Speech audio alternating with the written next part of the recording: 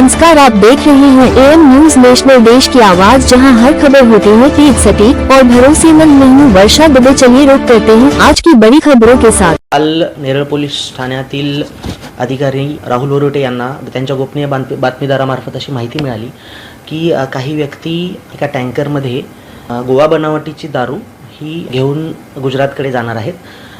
त्यानंतर त्यांनी अधिक त्याचीबद्दल माहिती गोळा केली असता सदरचा एक टँकर नंबर आहे GJ 12 AW 4421 यामधून हा टँकर, हा संशयास्पद टँकर मिळून आला असता त्यांनी तो थांबवला आणि तपासणी केली असता त्यामध्ये त्यांना जवळपास 72 लाखाची गोवा बनावटीची दारू त्यामधून मिळून आलेली आहे। आणि ही जी हा जो टँकर आहे त्यांनी वारेगावाच्या हद्दीत कोकण किनारा हॉटेलच्या समोर त्या ठिकाणी पकडलेला आहे। यामध्ये तो टँकरचा जो चालक आहे लादूराम खियाराम बिश्नोई, वय 42 वर्ष, हा राजस्थानचा रहिवासी आहे। या एका आरोपीलाही ताब्यात घेण्यात आलेला आहे।